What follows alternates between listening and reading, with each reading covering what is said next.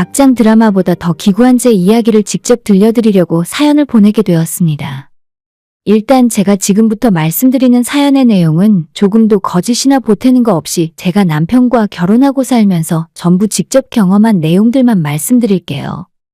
그냥 조용히 살아도 되는데 왜 일부러 저희 집안일을 들춰내며 스스로 제 얼굴에 침을 뱉는 행동을 하게 되었는지 이유 먼저 알려드리고 시작하겠습니다. 주변 사람들에게 이런 일을 당했다고 억울함을 호소하면 제 이야기를 들은 모든 사람들이 세상에 그런 나쁜 인간들이 어디 있냐며 오히려 저보고 거짓말을 하고 부풀려서 이야기한다는 소리를 하더라고요. 그럴 때마다 속에서 치밀어 오르는 답답함을 참을 수가 없어서 남들 다 들을 수 있는 곳에 사연을 보내 정확하게 시시비비를 가려보고 싶었습니다. 당사자인 남편의 반응은 대체 뭐가 문제인지 모르겠다며 저보고 피해망상증에 걸렸다느니 사이코패스가 아니냐며 정신이 이상한 사람 취급을 하고 있어요. 저는 남편과 결혼해서 같이 산 지는 15년이 넘었고 초등학교에 다니는 아들을 키우며 사는 40대 중반의 아줌마입니다. 남편은 저보다 4살 연상이고 둘 다 각자 열심히 직장 생활하고 있어요. 시댁은 형제가 많은 집이었는데 특히나 우리 남편이 5남매 중 넷째라서 결혼할 때 시댁에서 아무것도 받은 거 없이 결혼했어요.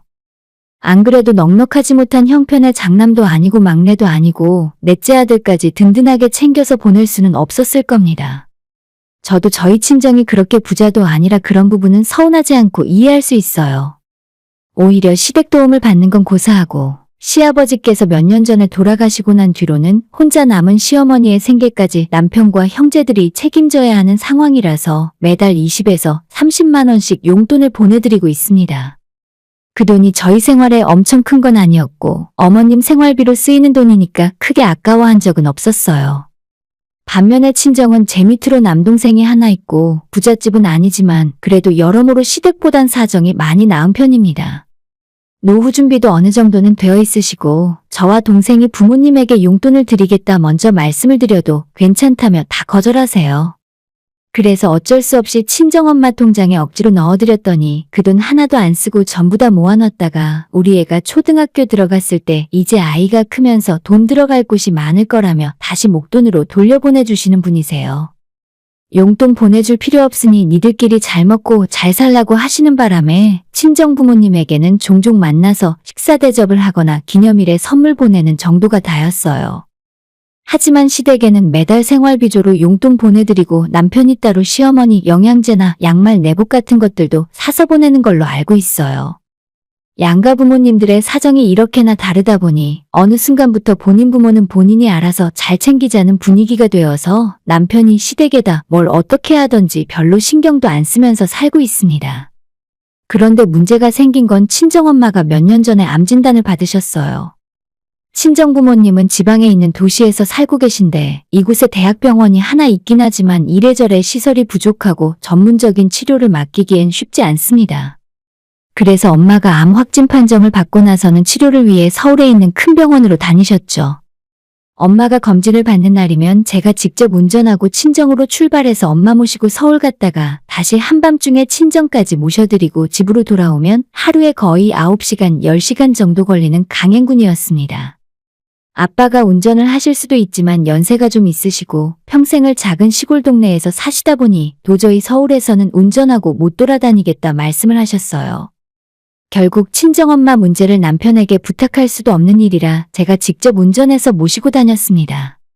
그때마다 회사에 월차 연차 내고 부장님 눈치 봐가면서 저랑 남동생이랑 번갈아 가며 엄마 모시고 서울 큰 병원에서 수술과 항암 치료까지 무사히 다 끝낼 수 있었죠. 정말 긴 시간이었고 엄마가 미안해할까봐 힘들다는 내색도 할 수 없었습니다. 제가 그럴 때마다 남편이 옆에서 한다는 소리가 아니, 난 도저히 이해가 안 가는데. 장모님 댁 근처에도 큰 병원 있는데 뭐하러 힘들게 서울까지 모시고 다녀? 여기나 서울이나 거기서 거기야. 라면서 핀잔을 줬지만 남편이 뭐라고 하던 간에 저는 엄마 모시고 서울병원으로 다녔어요. 근데 저희 집안에도 이럴 만한 이유가 하나 있는데 예전에 제 남동생이 대학 다니던 시절 친구들과 축구를 하다 크게 다친 적이 있었습니다. 인대가 끊어지고 외과 수술이 필요할 정도였는데 그때 아까 말한 그 대학병원에서 수술을 받다가 뭔가 크게 잘못된 적이 있었어요. 수술 자체도 큰 문제였고 후처치도 제대로 하지 않은 채 쫓아내다시피 퇴원을 하라고 해서 며칠 후 다시 다른 개인 병원에 가서 다 뜯어내고 재수술을 받게 되었죠. 병원에 정식으로 항의도 하고 심지어 부모님이 변호사까지 찾아가서 상담을 받았지만 결국 의료사고에 대해서 아는 바가 없으니 저희 힘으로 증명하진 못했습니다. 그냥 대학병원에서 저희가 냈던 병원비 중에 일부를 돌려받는 걸로 끝났어요. 아무튼 그때 이후로 우리 가족은 우리 지역에 있는 대학병원에 대한 신뢰도가 땅바닥으로 떨어졌고 이번 문제는 다른 것도 아닌 암이라서 무조건 서울에 제일 유명하고 잘하는 병원을 찾아서 올라간 거예요. 아침 일찍 출발해서 하루 종일 고속도로 운전하며 엄마 모시고 병원 돌아다니다가 밤늦게 집으로 돌아오면 그런저보다 일찍 퇴근해서 집에 와 있는 남편이 청소나 설거지는 물론이고 쌓여있는 집안일들에 대해 손가락 하나 까딱 안 해놓았습니다. 제가 새벽에 일찍 일어나서 밥이랑 반찬 다 만들어 놓고 나갔는데도 아이랑 둘이서 짜장면을 시켜 먹거나 대충 라면으로 때우고 집안을 엉망으로 어지럽혀 놓습니다. 그래도 친정집안 부모님의 문제 때문에 생긴 일이니까 남편 앞에서 힘든 티 내지 말아야겠다는 생각에 남편에게 집안일로 불평불만을 쏟아낸 적 한 번도 없었어요. 밤늦게 집에 들어와도 제가 할 일은 다 끝까지 마무리했지만 오히려 남편이 그런 저를 못마땅하게 여기고 잔소리를 자주 했습니다. 어차피 서울 가서 치료를 하나 우리 동네 병원에서 치료를 하나 요즘엔 다 그게 그건데 너네 가족들은 왜 그렇게 일을 크게 만들면서 유난을 떠냐고 했습니다. 저보고 집안일도 전부 내팽개치고 아이한테는 신경도 안 쓰면서 장모님이나 모시고 병원 왔다 갔다 다니는 게 옳은 일이냐고 하는데 진짜 그 이야기 듣고 남편에게 서운했지만 우리 부모님 문제는 내가 알아서 할 테니 당신은 신경 끄라고 하는 것이 전부였죠. 도와주지는 못할 망정 저한테 공감 한번 못하는 남편이 너무 야속하게 느껴졌고 평생 잊을 수 없는 상처로 남아있어요. 그런데 인생은 정말 길게 봐야 하고 상황이 어떻게 될지 모르니 말 한마디를 신중하게 해야 한다고 느끼게 된 건 바로 작년에 벌어진 일 때문이었습니다. 작년 초부터 시어머니께서 요즘 소화가 잘 안 되고 속이 답답한 게 느낌이 안 좋다고 하시더니 결국 작년 연말 시댁 식구들이 돈을 모아서 내시경도 하고 종합검진을 한번 싹 하셨는데 그때 병원에서 암 진단을 받으셨어요. 어머님이 암 진단을 받자마자 저희 남편은 안절부절 못하더니 형제들과 전화통화를 하면서 종종 싸우는 모습을 보게 되었습니다. 어차피 우리 엄마 아팠을 때도 남편은 별다른 신경 한 번 안 썼기 때문에 저도 시어머니의 상황에 대해 전혀 상관할 생각이 없었어요. 그런데 갑자기 남편이 저한테 오더니 여보, 장모님이 그때 수술받고 항암치료 받은 병원이 어디라 했지? 여기 말고 당신이 매번 왔다 갔다 하던 서울에 있는 큰 병원. 이라고 물어보더군요. 그 말을 듣자마자 남편이 제게 했던 말이 생각나서 어처구니가 없었습니다. 뭐? 서울? 여기 이 동네에도 큰 대학병원 있잖아. 거기 가면 되는데 왜 서울로 가? 당신 말대로 유난 떨지 말고 다 똑같으니까 이 동네에서 치료하시라 그래. 라고 제가 남편에게 들은 그대로 받아쳐줬어요. 남편은 그 말을 듣더니 이 상황이 하나도 재미없는데 자기한테 그러고 싶냐며 정색을 했고 너랑은 대화가 안 된다면서 본인이 알아서 하겠다고 가버렸습니다. 시모한테는 좀 안 된 일이지만 솔직히 남편의 얼빠진 표정과 반응을 보면서 쌤통이다 싶었어요. 그러길래 우리 엄마 아팠을 때 관심을 좀 더 써주고 말이라도 장모님 괜찮으시냐 하면서 예쁘게 했더라면 이번에 시어머니 아플 때도 제가 이렇게 무관심했겠어요? 저 아니더라도 며느리가 셋이나 되는 집안이다 보니 어머님이 제게 딱히 잘해준 적도 없고 솔직히 못 살게 군 적도 거의 없지만 그래도 그런 시어머니가 아프다고 하니 걱정이 되고 신경은 좀 쓰이는 게 사실이었죠. 하지만 남편이 몇 년 전 제게 했던 말들이 생각나서 뭐 하나 도와주고 싶은 생각은 없었습니다. 그 집안에 형제들이 많으니까 자기들끼리 돈을 모으건 모시고 다니건 알아서 하겠지 하는 생각으로 저는 신경 안 쓰고 있었는데 그로부터 며칠 후에 남편이 다시 제게 오더니 저보고 다음 주 중에 회사를 하루 쉬고 장모님이 다니던 병원을 예약해서 시어머니를 모시고 서울 좀 다녀오라 하더군요. 시댁은 우리 친정보다 더 멀리 떨어져 있는 데다 안 그래도 오래 걸리는데 어머님을 모시고 하루 10시간을 돌아다닐 상상을 하니 엄두도 나지 않았어요. 내가? 내가 왜? 당신네 형제들 다 놔두고 왜 내가 어머님 모시고 가야 하는데? 난 싫어. 어딘지 알려줄 테니까 당신이 알아서 모시고 가. 남편 말에 하도 어처구니가 없어서 이렇게 대답을 했는데 남편이 하는 말이 그 병원까지 가본 사람은 저밖에 없고 다들 회사 다니느라 바쁘고 자기도 요즘 회사에 하루 쉬겠다고 말하기가 어려운 상황이랍니다. 그리고 며느리 중에 서울까지 운전할 수 있는 사람이 저밖에 없다면서 자기가 신용카드 줄 테니까 어머님을 모시고 서울 갔다가 맛있는 것도 먹고 오라더군요. 진짜 어이가 없어서 너네 형제들은 자식들도 아니냐고, 너네 엄마 암 걸렸다고 하는데 그거 하루 가기 귀찮고 싫어서 며느리들 시키는 게 자식 새끼냐고 욕했어요.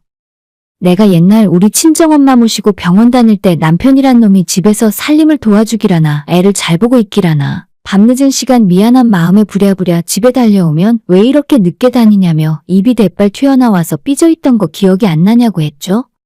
사람이 염치라는 것이 있으면 당신이 나한테 시어머니 모시고 병원 다니란 말은 못한다고 애꿎은 이 집안 며느리들한테 떠넘길 생각하지 말고 너네 형제들끼리 돌아가면서 다니던 알아서 하라 했습니다. 그러자 남편이 분을 못 이기고 혼자서 욕을 하며 화를 씩씩 거리고 있길래 방에 있는 우리 애가 들을 수도 있으니까 그딴 상스러운 소리나 할 거면 너네 엄마 집으로 가서 하라고 왜 우리 애 앞에서 욕하고 있냐고 했다가 크게 한판 붙었습니다. 결혼하고 남편이 제게 육두문자 쌍욕을 대놓고 한 건 그날이 처음이었어요. 저도 남편 하는 이야기 듣고 참고만 있었던 것도 아니고 부모를 자식들이 알아서 챙기라고 한 것이 뭐가 문제냐고 끝까지 제 할 말 다 했습니다. 그 뒤로 저는 남편이 집에 있던 말던 신경도 안 써요. 초등학교 6학년 다니는 우리 아들도 이제 알 건 다 아는 나이가 되었다 보니 며칠 전에는 자기 아빠가 말도 안 되는 억지 부리고 있다면서 제 편을 들더라고요. 남편이 혼자 씩씩대고 화를 내봤자 신경 안 쓰면 그만이고 제가 밥상을 차려놔도 밥도 안 처먹길래 그 뒤로는 끼니 때마다 아예 남편 밥은 차리지도 않아요. 그래서 요즘에는 맨날 퇴근하면 혼자 방에 들어가서 컵라면이나 먹고 밤새 컴퓨터 게임만 합니다. 이게 나이 먹을 만큼 먹은 어른이 할 짓인가 싶어서 너무 속이 답답하고 터져나가요. 그 뒤로 한동안 남편이랑 제대로 된 대화를 한 적이 없어서 시어머니 병원을 어디로 다니시는지 누가 어떻게 모시고 다니는지는 전혀 모르고 있었습니다. 남편이 하지는 않는 것 같았고 나중에 알고 보니 첫째 며느리가 어머님을 모시고 서울까지 다녀온 것 같더라고요. 진짜 이 집안에 아들이 셋이고 딸이 둘인데 어떻게 자식놈들은 하나도 나서질 않고 며느리들한테 자기 엄마 병수발을 시킬 수가 있나 싶은 마음이었습니다. 옛날부터 남편이 명절에 식구들 다 모이면 항상 하는 얘기가 자기들은 형제가 5이나 있어서 엄마가 든든하실 거라고 하는데 진짜 기가 막히고 코가 막히네요. 그 잘난 5남매가 기껏 어머님 한 분 병원 모시고 갈 사람이 없어서 며느리들한테 가라고 합니까? 저희 엄마 아플 때 저와 제 동생이 친정엄마 모시고 서울로 병원 다닐 때마다 뭘 그렇게 사서 고생을 하냐고 빈정거리던 남편 얼굴을 떠올리면 지금 이 상황이 너무 고소하고 자기가 한 말을 그대로 돌려받는 것 같아서 속이 다 시원해요. 한편으로는 저도 앞으로 살면서 마음을 좀 더 곱게 쓰고 입 조심해야겠다는 생각이 들어요. 회사 출근해서 일하고 있으면 하루에도 12번씩 이혼하고 아들이랑 둘이 살고 싶다는 생각이 들지만 그래도 아직 애가 초등학생인데 양쪽 부모가 있어줘야 하지 않나 싶은 생각에 이혼까지는 하지 않으려고 했습니다. 그런데 며칠 전에 남편이 술을 잔뜩 마시고 새벽에 들어오더니 저보고 피도 눈물도 없는 사이코패스 같은 여자라네요. 시어머니가 암에 걸리고 앞으로 어떻게 될지 모르는 상황에서 눈 하나 깜짝 안 하고 모르는 척 할 수 있냐고 하는데 이 인간은 정말 자기만 생각하는 이기적인 놈이구나 싶었어요. 지금이라도 어머님을 제가 수발 들고 병원 모시고 다니지 않으면 자기는 이혼까지 생각하고 있다 하길래 참 답도 없는 인간이구나 싶어 이혼하기로 마음을 먹었어요. 그날은 남편이 워낙 취해서 횡설수설하고 있기도 했고 이혼 같은 중요한 이야기는 정신 멀쩡할 때 하고 싶어서 다음날까지 기다렸습니다. 남편이 다음날 퇴근하고 집에 왔을 때 어제 당신이 이혼하자 했고 나도 그렇게 생각한다 말했죠. 이혼? 내가 그랬다고? 아니, 난 그렇게 말한 적 없는데? 내가 이혼을 왜 해줘? 누구 좋으라고? 너 설마 우리 엄마 병수발을 너한테 들어달라고 할까봐 미리 선수치는 거야? 정말 싹수가 노랗다 못해 썩어문드러진 인간이구나 싶었죠. 이제는 남편과 다시 화해하고 예전처럼 잘 지내긴 힘들 것 같아요. 이번에 싸우면서 서로 밑바닥을 본 것 같고 결혼해서 15년이란 긴 시간 동안 같이 살았지만 이 정도로 크게 싸우고 제 마음이 차갑게 식은 건 처음이라서요. 아이 때문에 참고 살까 생각도 했었지만 차라리 아이를 제가 키우고 말지 저런 인간을 아빠라고 부르게 하는 것도 싫어졌습니다. 어차피 친정엄마 암 걸렸을 때 이후로 남편이랑 저랑 공동으로 들어가는 생활비 빼고는 각자 버는 돈도 따로 관리하고 있어서 내일 당장 갈라선다 하더라도 저는 아쉬울 것 하나 없네요.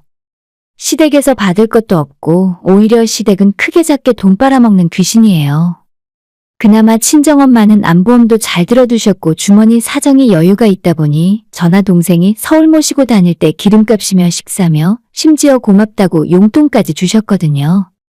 근데 시댁은 어머님에게 그런 신경을 써줄 인간도 없을 거고 보험도 안 들어있기 때문에 아마도 이제부터 어머님 병원비로 형제들끼리 싸울 게 뻔히 보입니다. 더 더러운 꼴 보기 전에 여기서 끝내고 남편과 갈라서는 것이 맞다 생각해요. 우리 아들한테 아빠 없이 엄마랑 둘이 살아도 괜찮겠냐 물어봤더니 아들 하는 말이 대박이었습니다. 언제는 뭐 아빠가 있어서 좋았던 적이 있었나? 제가 이 이야기를 주변 사람들에게 하면 너무 심하다고 아직도 그런 남편이랑 그런 시댁이 있냐고 놀라는데 제가 전혀 과장하거나 없는 말을 지어서 하는 것도 아니에요. 이미 저는 결혼 생활의 미련도 다 떠났고 여기서 끝내봐야 남편만 손해지 저는 전혀 상관없어요. 막상 이혼하기로 마음을 먹었더니 남편이 이혼 합의를 해줄 생각 없다며 버티기로 들어갔습니다. 그러던지 말던지 저는 이미 변호사 상담까지 마쳤고 양육권도 제가 가져오고 남편에게 양육비까지 받아낼 겁니다. 무슨 일이 일어나든지 원인 제공이 가장 중요한 거 아니겠어요? 몇 년만 더 있다가 일이 터져서 아들이 조금 더 컸으면 좋았겠다 하는 아쉬움도 있지만 어차피 예전부터 양육이나 집안일에는 별 관심도 없는 남편이었기 때문에 제가 이혼하고 혼자 아이 키워도 별다를 건 없을 것 같네요. 이미 별거 중이고 아이와 함께 친정에서 지내고 있는데 남편이 이틀에 한 번씩 친정으로 찾아와서 저를 데려가겠다고 난리입니다. 그때마다 부모님이 문도 안 열어주고 쫓아내세요. 이 모든 상황들이 전부 남편의 입 때문에 벌어진 자업자득이고 본인 스스로 화를 자초했으니 앞으로 모든 책임도 본인이 전부 지고 살았으면 좋겠네요. 오늘의 사연은 여기까지입니다. 구독과 좋아요, 알람 설정 부탁드려요. 다들 행복하시고 좋은 하루 되세요.